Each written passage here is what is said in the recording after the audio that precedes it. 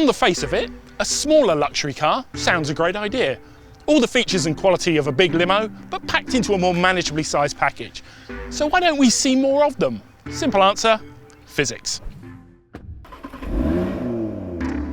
With this C-Class, Mercedes promises the luxury of an S-Class in a smaller package. And we know that from a dynamics perspective, that is incredibly difficult to achieve.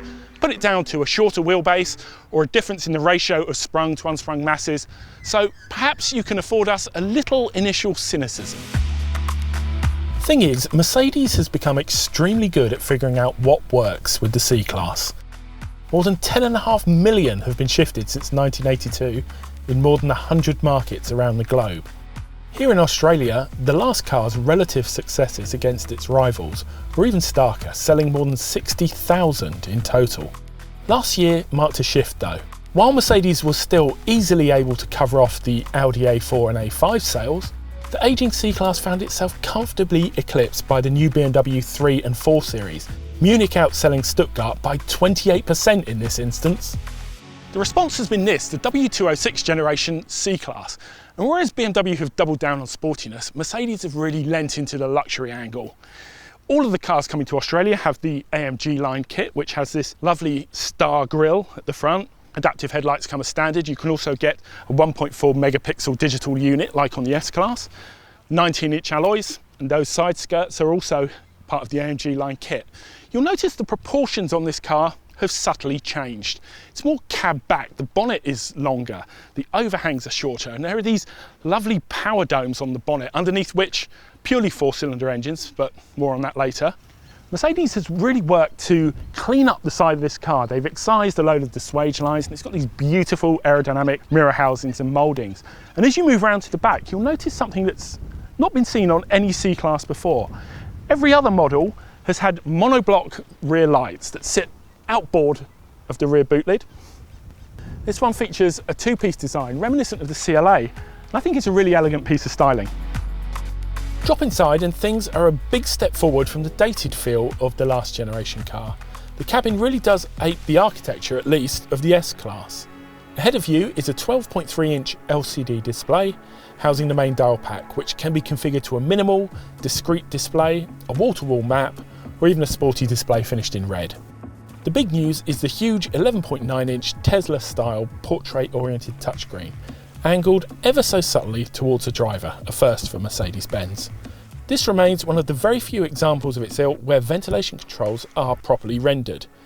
Even should you mirror your phone using the standard wireless CarPlay or Android Auto, this reproduces in an agreeably large square at the top of the screen and leaves a rectangle of touchscreen at the bottom where the intuitive and responsive ventilation controls are to hand. Top marks, Mercedes. Fitted to this car is the optional colour head-up display, which sits in a huge bucket atop the dash and can project augmented reality driving instructions. It can be quite a surprise when the nav hijacks the centre screen to overlay blue direction arrows or house numbers onto the forward camera image. This is only on offer when using the proprietary nav system, Mercedes doing their best to convince you that their way is the best way. That additional length and width means that the cabin is relatively spacious. One step backwards, however, is this seat adjuster, which is a bit stiff and it feels like you're going to snap it off when you're hunting for a little bit of additional headroom, because taller drivers will find that their head is just brushing this sunroof surround. Front headroom is the only key metric where the C-Class has shrunk. The revised MRA2 platform now affords up to 35mm more knee room, 15mm more elbow space and 13mm more headroom in the back, with 22mm more elbow room in front. The standard fit AMG Sport seats are generously cut, but perhaps lacking a little in upper body support. This C-Class is fully 107mm longer than its predecessor, with 25mm grafted into the wheelbase, which at 2865mm is now longer than that of a 2009 W211 E-Class. The boot measures an identical 455 litres to its predecessor and a little less than the 480 litre class norm of the A4 and the 3 Series.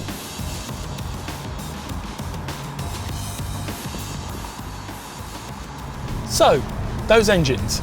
At present there are only 2 engines in the C-Class sedan range. It opens with the C200, which is a 1.5 litre engine, good for 150 kilowatts and 300 Newton meters, Or you can have this, which is the top model in the range at the moment, the C300.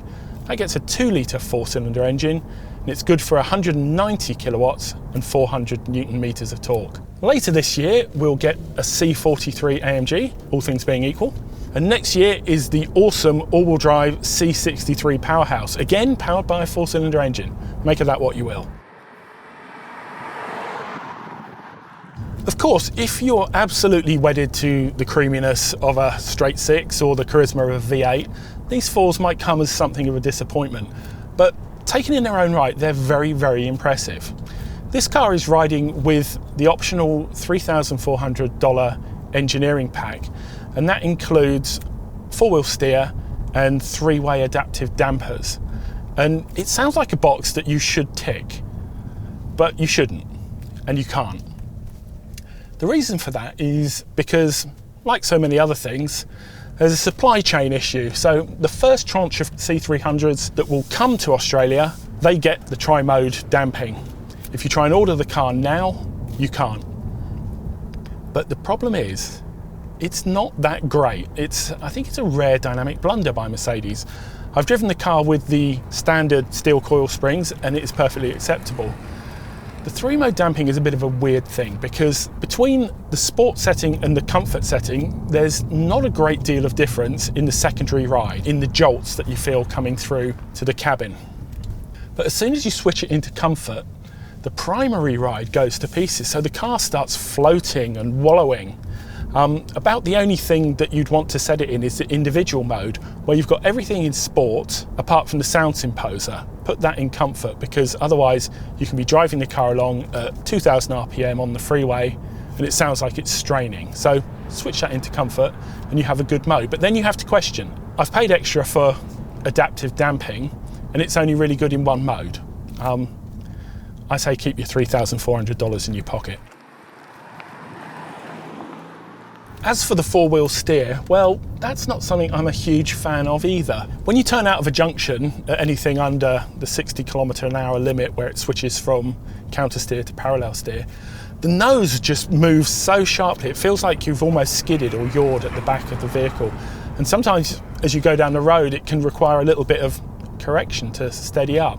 And it just feels like something that's solving a problem that not many people have asked for. It does shave 43 centimetres off the turning circle. So if a tight turning circle is really important to you, then I suppose a case could be made for it. But otherwise, remain to be convinced there. This 4-cylinder M254 engine is an impressive unit.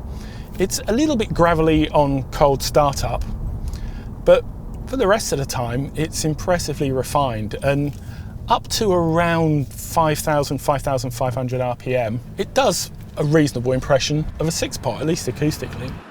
Up above that, it gets a little bit strained, but Mercedes claim a 0 to 100 of 6 seconds, and I can fully believe that. The steering is very clean, crisp and accurate. It's a modern steering system. It's lacking a great deal of heft even in its sportiest mode, and I'd like a little bit more feedback from it as a driver. The 9G-tronic transmission is relatively good. It shifts smoothly, sometimes denies a downshift that seems valid, and you can switch the car into manual mode if you want, and use these shifters behind the steering wheel. If Ford and Alfa can give you metal ones, Mercedes should, but they're plastic, but not to worry. The only real complaint I have about 9G-tronic is just that low speed shift from first to second, which can sometimes send a bit of a shudder through the car. Otherwise, calibration in this car is really, really good. The brakes are excellent. They're really easy to modulate, and the 48-volt integrated starter generator system means that the start-stop is really, really smooth. You come to a stop and there it's cut out, and you barely feel it ever cut in again. I routinely turn these things off, but I've never once reached for the button in this. As a standalone product, the C300 is exceedingly clever, but I'm not sure it's absolutely cohesive in the terms of what Mercedes originally set out. That is, an S-Class in a smaller package. There have been some decisions with the car, namely the suspension, the NVH pathways into the vehicle, and the 35 series Goodyear Eagle F1 tyre that are a little at odds with that luxury pretension. History tells us, though, that more often than not, Mercedes-Benz judgment calls here are the right ones. The company understands the changing market, that digital integration and overall look and feel represent ever greater roles in the buying decision. If Stuttgart and simple physics couldn't make this C-Class drive like a smaller version of the S-Class, then perhaps we shouldn't get too hung up on that. It's hard to establish quite what the measure of success was in the development of the W205, but sales will be the final arbiter, and now it's down to Australia to decide whether it sees value in a 90 grand four-cylinder sedan. We think they probably will.